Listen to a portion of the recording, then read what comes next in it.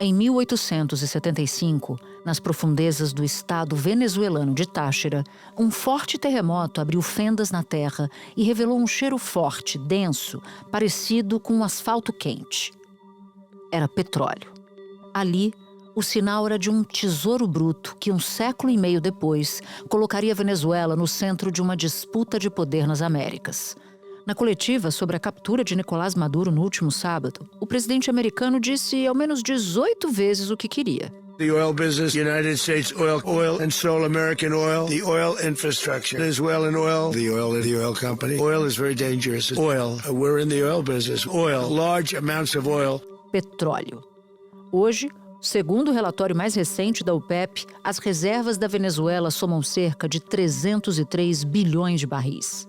Aproximadamente 17% de todo o petróleo conhecido no mundo. Nenhum país tem mais que isso. Esse volume gigantesco sempre atraiu a ambição de petroleiras americanas, mas também de agentes locais. 20 anos antes da posse do Hugo Chávez, a gente teve o começo da estatização das indústrias de petróleo e da concessão justamente da exploração desse petróleo. Veio o governo de Hugo Chávez e o governo de Maduro e implementou-se ainda mais essa estatização. Multinacionais que atuavam no país tiveram seus bens expropriados em 2007. A estatal PDVSA assumiu a produção e os investimentos. O que para os venezuelanos soava como esperança, logo se desgastou com sanções, corrupção, domínio militar e uma infraestrutura em ruínas. Só para se ter uma ideia, o pico de produção nos anos 70 chegou a 3,7 milhões de barris por dia. Hoje, a média diária é de 1 milhão.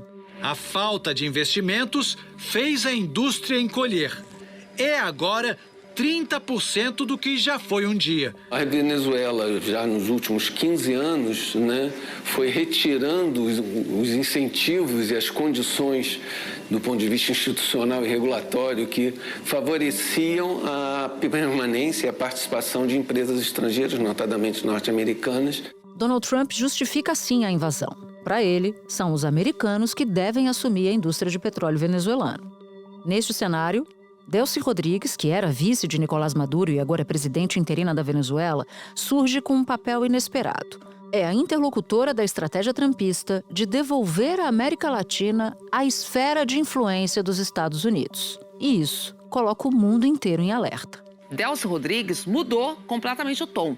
Ela defendeu que os Estados Unidos cooperem com a Venezuela. Em postagem nas redes, ela deixou de lado os xingamentos ao governo Trump e convidou o presidente americano a, abre aspas, trabalhar conjuntamente em uma agenda de cooperação orientada ao desenvolvimento compartilhado, fecha aspas. Delcy não criticou Trump em momento algum e sequer pediu a liberação de seu antigo chefe, Nicolás Maduro. Pouco depois, o presidente Trump afirmou que Delcy está cooperando. Ele disse que não conversou com ela pessoalmente ainda, mas que outras pessoas da Casa Branca já falaram com ela. No fundo, o que move essa crise é o mesmo cheiro que subiu da terra em Táchira há quase 150 anos. Um cheiro que promete riqueza, mas que pode incendiar o globo. E em meio à ânsia pelo chamado ouro negro, fica um questionamento. Qual é o futuro dos combustíveis fósseis? O interesse dos Estados Unidos aqui repousa especificamente na exploração do petróleo. E quando a gente fala Make Venezuela Great Again, a gente pensa justamente em ser a Venezuela esse ponto central de exploração de petróleo para as empresas dos Estados Unidos. A preocupação deve repousar simplesmente: qual é o interesse dos Estados Unidos em fazer a Venezuela grande novamente? Da redação do G1, eu sou Natuzaneri e o assunto hoje é aquilo que realmente mobiliza Trump: o petróleo. Eu converso com Davi Zilberstein, ex-diretor-geral da Agência Nacional de Petróleo e professor do Instituto de Energia da PUC-Rio. Quarta-feira, 7 de janeiro. Davi, a Venezuela tem as maiores reservas de petróleo do mundo, mas responde apenas por cerca de 1% da produção mundial. Como é que se chegou a essa contradição? O que explica isso? Ela foi fundadora da OPEP em 1960, ela teve um protagonismo muito grande, apesar de não estar nos grandes centros de produção. Então, E ela, como você falou, mencionou aí, ela detém reservas maiores do que as reservas dos países do Oriente Médio, maior do que a Arábia Saudita, que é o segundo país em termos de reservas. E ela cresceu, ela teve um impulso muito, muito, muito importante. Depois que o governo nacionalizou a indústria petrolífera em 1976, a estatal PDVSA perdeu técnicos, sofreu cortes e interrompeu manutenções. A queda nas receitas contribuiu para a inflação extrema de 2019, quando os preços no país subiram mais de 300.000%. Mesmo enfraquecido, o petróleo segue central. Em 2024, a PDVSA faturou cerca de 17 bilhões e meio de dólares e mais da metade foi para o Tesouro. Entrou o governo Chaves e o governo Chaves aí... E é uma coisa que acontece muito no mundo do petróleo, quando você tem regimes, primeiro, onde o petróleo é praticamente a única fonte de receita do país. A Venezuela é um país que nunca se industrializou efetivamente, nunca teve um setor produtivo pujante na agricultura, como eu já falei, na indústria ou no que seja. Então, o petróleo chegou a representar mais de 60% do orçamento do país. Na questão de exportações, 90% da balança de exportações, o petróleo era até hoje, na realidade, é o grande gerador de receitas e divisas em moeda estrangeira. Então, é muito comum, quando isso acontece, que há uma mistura muito clara entre o poder político e a indústria de petróleo. Os militares passaram a controlar parte importante da economia venezuelana e principalmente do petróleo. Então, eles foram comprados, as Forças Armadas foram compradas por essa atuação do governo chavista para se manter no poder e, ao mesmo tempo, armou a população, fez milícias, concentrou milícias e tal. E aí ele foi se mantendo no poder. Então, no caso da Venezuela especificamente, isso já acontecia antes do governo Chaves, onde a riqueza do país é abundante, mas ela não se transformava em benefícios para a população. Regimes, também é muito comum de acontecer, que os regimes muito corruptos, no sentido de se manter no poder à custa desse dinheiro. Então, isso aconteceu até que no início dos anos 2000, precisamente acho que foi em 99 que entrou Chaves, você juntou, e ele entrou no discurso, vamos dizer assim, na linha exatamente de fazer uma repartição da riqueza do petróleo pela população, que era um discurso adequado, dadas as circunstâncias, até então, do governo Andrés Pérez, né? Ele começou fazendo isso, mas agora ele também ideologizou demais esse processo. Então, e o projeto era manutenção no poder. A gente conhece a história. E aí o que aconteceu com a PDVSA foi que, num primeiro momento, Chaves entrou num processo de nacionalização radical da produção de petróleo venezuelana, mandou embora a maior parte das cabeças ilustradas, digamos assim, do setor de petróleo. Num primeiro momento dizendo que era para melhorar a eficiência, só que ele mandou embora 20 mil, depois de 4 anos tinha 40 mil a mais. Quer dizer, só que eram 40 mil a mais que não necessariamente eram pessoas qualificadas. Então, a Venezuela sofreu, para que você tenha uma ideia, a Venezuela, você falou que ela hoje representa 1%, ela, em valores de hoje, ela representaria de 3% a 4%, considerando todo o aumento da demanda. Você imagine isso, e no final dos anos 90 do século passado, seria muito mais, em função de uma produção, que seria 3 a 4 vezes o que é hoje. Deixa eu ver se eu entendi, então, para ficar bem claro. Quando o Chaves ele assume com um discurso de distribuir as riquezas do petróleo. Isso. Ao longo da gestão dele e depois do seu sucessor, o Maduro, o que foi acontecendo? Houve a nacionalização da produção de petróleo, então muitas empresas saíram da Venezuela, é isso? As empresas saíram e ele perdeu a capacidade de operar a PDVSA, essa é a questão. Muitos funcionários foram embora, ele ficou sem capacidade. Porque uma empresa de petróleo, ela não acha petróleo e fica produzindo petróleo. Porque petróleo, cada poço, cada campo de petróleo, ele tem uma vida útil. Então, faz parte da vida de uma empresa de petróleo você produzir e continuar pesquisando e achando petróleo, ou seja, um processo que a gente chama de reposição de reservas, né? Então, se você vai produzindo e não consegue fazer reposição dessas reservas, aqueles campos vão se esgotando e você não consegue aumentar ou manter a sua produção ou talvez aumentar a sua produção. E foi o que aconteceu na Venezuela. Mas não vai ser fácil para as empresas americanas de petróleo se apropriarem de todo esse petróleo da Venezuela. Vou listar alguns dos fatores que dificultam esse processo. O primeiro deles é que a infraestrutura de produção de petróleo, de refino, está totalmente sucateada por causa desses anos aí de gestão, de controle estatal da produção. Então, plataformas, oleodutos, refinarias, todos estão em péssimas condições e os especialistas acreditam que seria necessário um investimento de 100 bilhões de dólares nos próximos 10 anos. Um outro fator que dificulta é que as empresas do mundo inteiro estão numa trajetória de descarbonização, com a eletrificação, com a busca de biocombustíveis, nessa transição verde. Então, se estima que a partir de 2030, o consumo de petróleo do mundo todo vai começar a cair, o que torna também desvantajoso para as empresas investirem tanto dinheiro na produção na Venezuela. E o último fator é que, para as indústrias de petróleo americanas voltarem a investir na Venezuela, elas precisam ter garantias de que não vai acontecer o que aconteceu no passado com a intervenção do Estado venezuelano sobre as empresas estrangeiras. É uma situação que eu vejo que ou ela... E aí, essa é a grande incógnita, porque a gente não sabe que tipo de governança se imagina vamos dizer, nessa intrusão americana na Venezuela, de como isso vai se dar para você tentar reverter esse processo, ainda mais que é um dado importante, que do que a Venezuela produz hoje, 70% vai para a China.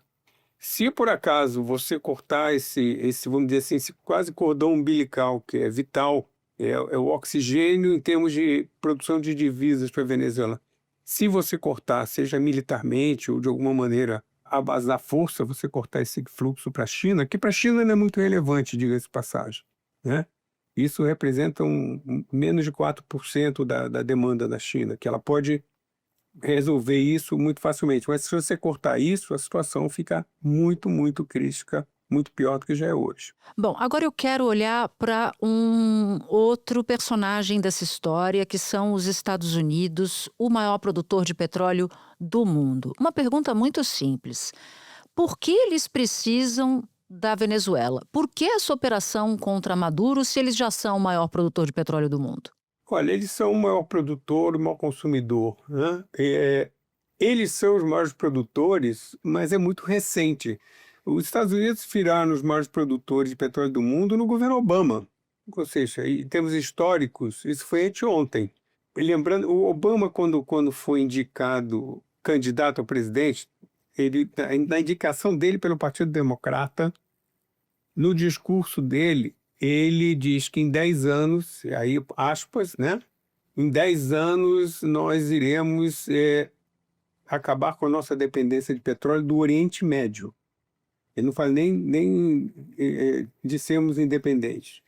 Nesse meio tempo, houve um salto enorme numa nova tecnologia que é conhecida como shale gas ou shale oil. Foi uma mudança numa velocidade que ninguém previa. Ou seja, em menos de 10 anos, os Estados Unidos, que já estava ficando cada vez mais dependente do México e do Canadá, principalmente, seus principais vizinhos, né, na importação de petróleo e gás, e isso explica um pouco também, vamos dizer, as bravatas e o discurso, vamos dizer assim, machão, para ser pejorativo mesmo, do presidente americano, dizendo que eu faço, eu prendo, eu arrebento, quer dizer, aquela coisa ultrapassada e de mau gosto, porque ele não depende do Canadá e do México, pelo menos por um tempo, quer dizer.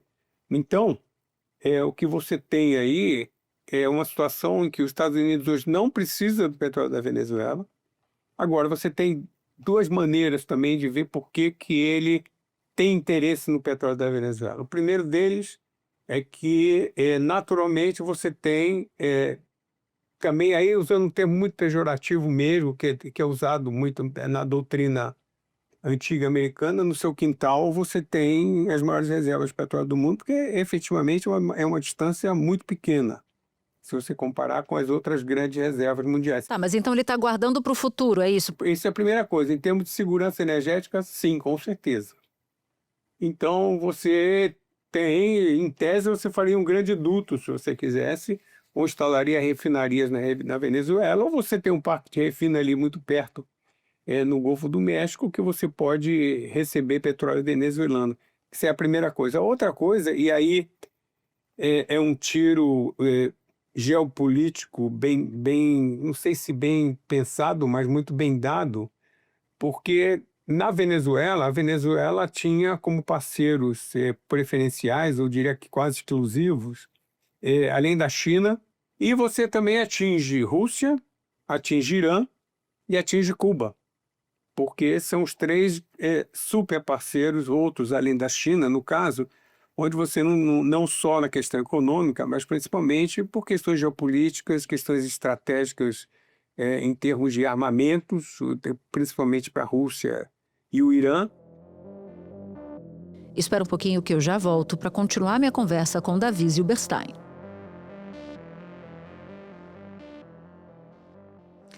O Trump fez essa intervenção na Venezuela porque quer garantir suprimentos para o futuro, já que hoje ele não precisa de petróleo, porque os Estados Unidos se tornaram exportadores de petróleo. Ao mesmo tempo, ele viu na ação um potencial estratégico de atingir a influência chinesa e as boas relações da Venezuela, a influência chinesa na região, na América do Sul, e as boas relações da Venezuela com adversários, supostamente, dos Estados Unidos, Irã, Rússia e Cuba. Isso, perfeito. É isso. Eu diria que o impacto na questão de petróleo ele é de médio e longo prazo. Como você colocou, é uma reserva estratégica de médio e longo prazo. Agora, no curtíssimo prazo, ele deu, na minha opinião, uma tacada geopolítica extremamente relevante, porque ele tirou da sua vizinhança, ou pelo menos reduziu, ou a gente não sabe como é que as coisas vão evoluir, pelo menos uma influência importante de três, você chamou de adversários ou rivais ou o que seja, super importante. Agora, a gente aprendeu na literatura do petróleo, digamos assim, que qualquer tensão envolvendo grandes produtores tende a refletir rapidamente no preço do petróleo. No caso da Venezuela, quais são as consequências imediatas desse atual momento para o valor do barril? O que a gente pode imaginar hoje, em termos de oferta, primeiro, o mundo hoje não tem problema de oferta de petróleo. Ponto. Essa é a primeira questão. Então não deve influenciar tanto no preço do barril. Vai influenciar porque vai sobrar mais. Vai influenciar no preço do barril, sim. Não vai influenciar no sentido onde a gente está normalmente acostumado. A gente está acostumado assim, tipo, tem uma crise, o barril vai lá em cima. Não, o que deve acontecer, o barril vai cair. Deve cair de preço. Já vem caindo. Ano passado, em 2025, a queda foi de praticamente 20%. Então, a gente saiu de um barril de quase 80, o barril está oscilando em torno de 60. O que pode acontecer, e o que acontece na Venezuela, ao contrário de quando você, por exemplo, alguém vai explorar petróleo, você começa fazendo perfurações, você começa a delimitar o poço, ver se tem petróleo, quanto tem de petróleo, e depois você vai partir para efetivamente a retirada daquele petróleo. Na Venezuela, toda essa etapa, que é a etapa mais de risco e mais de incertezas, essa etapa já está superada, porque você já conhece as reservas, sabe onde elas estão dimensionadas. Então, são investimentos, primeiro, muito menores do que uma exploração convencional de petróleo, de um processo, né, de exploração. E segundo, você tem um prazo muito mais curto para você ter acesso a esse petróleo. Então, você ganha em termos de redução de risco e você ganha muito em termos de tempo para você extrair esse petróleo. Então, o que a gente pode imaginar, e aí eu entro um pouco no campo da especulação, mas uma especulação relativamente calibrada, que se houver acordo, e aí essa é a grande ressalva, se houver acordo do governo americano... Também deu a entender que os Estados Unidos já teriam o controle político sobre a Venezuela. Ele disse que o secretário de Estado, Marco Rubio, havia conversado com a vice-presidente venezuelana, Delcy Rodrigues. She was just sworn in, so Marco's working on that directly. Just had a conversation with her. Ela tinha publicado uma mensagem mais diplomática para o governo americano. Evitou pedir a libertação do ditador, como tinha feito no sábado. E afirmou: priorizamos alcançar relações equilibradas e respeitosas com os Estados Unidos. Convidamos o governo americano a colaborar com uma agenda de desenvolvimento compartilhado. Supondo que esse caminho seja trilhado, você pode ter daqui a 3, 4, 5 anos no máximo, uma quantidade nova de novos petróleos disponíveis no mercado, que com uma demanda que vem crescendo menos do que a oferta, mais barato do que a gente teve até agora. E aí é um mundo que para muita gente é bom.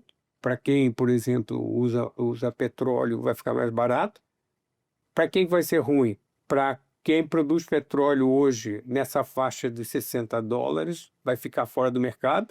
E vai ser ruim em termos ambientais. Por quê? Porque você vai retardar e muito o processo da transição energética para, vamos chamar de desfossilização, ou seja, para uma economia de menos carbono. A gente está num daqueles momentos em que, se a gente estende a mão, a gente toca na história, né? Então, a fase atual é de redesenho da arquitetura de poder. Então, se a gente olhar para o século XIX, o carvão projetou a Inglaterra no cenário mundial. No século XX, o petróleo mesmo deu protagonismo para quem tinha grandes reservas. E hoje, outros minérios começaram a entrar nesse jogo de interesses também. Cito aqui as chamadas terras raras. Para além do petróleo, o que mais a Venezuela tem que pode interessar os Estados Unidos nesse momento? Olha, aí é por hipótese, porque a Venezuela é muito pouco... Aliás, o mundo é muito pouco explorado. Você falou de minerais raros ou minerais estratégicos. Você tem uma situação hoje em que o mundo precisa muito deles, porque o caminho do mundo é eletrificação, né? O mundo vai ficando cada vez mais eletrificado. O uso da eletricidade nos diversos segmentos da sociedade, em termos produtivos, em termos de transporte. O que acontece? Primeiro, você não tem uma concentração, eles não coincidem a concentração desses minérios com o que tem de petróleo. Então você tem uma transição geográfica de países estratégicos. Por exemplo, no Congo você tem 60% das reservas de cobalto. O Congo é um país fora do radar quando se fala em petróleo. A China tem muito, os Estados Unidos tem muito, o Brasil tem muito, a América do Sul, o Chile tem muito, você pega grande reserva do Chile são de cobre, o Chile não tem expressão na questão do petróleo. Então o que vai acontecer ao longo do tempo, e aí é uma situação que não está muito clara, porque o petróleo você já conhece, você perfura, você retira, você transporta, você tem a logística já determinada e principalmente espalhada pelo mundo, né? Quando você tira petróleo, você pode refinar o petróleo onde você quiser. Hoje, nessa questão dos minerais estratégicos, 90% do refino, porque ele é minerado, né? Essa mineração hoje, e aí é que está, se você pegar o ciclo inteiro desses minerais, eles são minerados em países, em geral, vamos pegar a África, pobres, onde você vai ter problemas ambientais seríssimos, onde você vai ter problemas sociais e de trabalho, se não escravo, mas em condições não muito adequadas. depois esses minérios são transportados e são refinados em 90% na China. Quer dizer, por que é na China? Porque a China desenvolveu primeiro muitas tecnologias e ele é tão poluente que muitos países deixaram de fazer essa mineração. Então a gente está vivendo um momento parecido com o que a gente viveu na pandemia, quando na questão da globalização, se você não tinha insumos de medicamentos aqui, você comprava na Índia. Se você não tinha máscaras aqui, você comprava na China. Nos minerais estratégicos está acontecendo a mesma coisa, ou seja, os países estão num certo desespero em relação a isso. Então, voltando à questão da Venezuela, a Venezuela aparentemente não é um país de grande relevância em relação a isso. Por exemplo, a Bolívia é na questão do lítio, por exemplo, né? Então, você já sabe de antemão onde está. A Venezuela, por enquanto, pelo menos, até onde se sabe, não é um país de relevância assim, tipo, que justifique temores, como é no caso do petróleo. Trump ressaltou: os americanos vão controlar a indústria do petróleo venezuelano. Donald Trump disse que, durante décadas, as empresas americanas é que construíram a indústria de petróleo da Venezuela, até verem suas instalações serem expropriadas pelos governos de Hugo Chávez e Nicolás Maduro. Trump afirmou que a reforma da estrutura petrolífera da Venezuela custará bilhões de dólares e que esse valor será pago diretamente pelas empresas americanas. Elas serão recompensadas por isso, mas o pagamento vai ser feito, ele disse. E vamos garantir que o petróleo volte a fluir como deveria. O que acontece a partir de agora? As empresas que tinham saído de lá voltam imediatamente ou isso não está claro, né? Porque o Trump falou em pegar o petróleo dele de volta.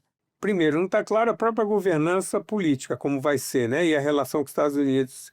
Quando você falou essa coisa, pegar meu petróleo de volta, lembrando que ele falou que os Estados Unidos foram roubados, né? Essa história de foram roubados, também encurtando a história, é que quando houve a nacionalização, não houve uma indenização adequada das empresas, tanto pelas reservas, porque o maior ativo de uma empresa de petróleo são as reservas que ela detém. Então, tanto pelas reservas quanto pelos equipamentos. Houve um processo de arbitragem internacional, a Venezuela perdeu, houve uma reiteração em tribunais americanos para pagamento e a Venezuela não pagou. Então, quando o presidente americano fala que os Estados Unidos foram roubados, é nesse sentido, ou seja, você fez é como você fazer uma desapropriação e não pagar. Então, eu acho que isso vai entrar na mesa. Eu acho que como foi feito com a Ucrânia, quando ele discutiu a questão da ajuda para a Ucrânia, ele foi ressarcido em minerais ucranianos. Eu acho que isso vai entrar na mesa, porque, inclusive, em termos legais, os Estados Unidos têm os meios formais e garantidos em termos internacionais de ter direito, sim, a essa indenização. Então, eu acho que isso vai entrar na mesa de negociações. E a Delcy Rodrigues, a presidente interina, ela é uma autoridade forte no campo do petróleo na Venezuela. Ela, na presidência, muda algo, melhora, piora?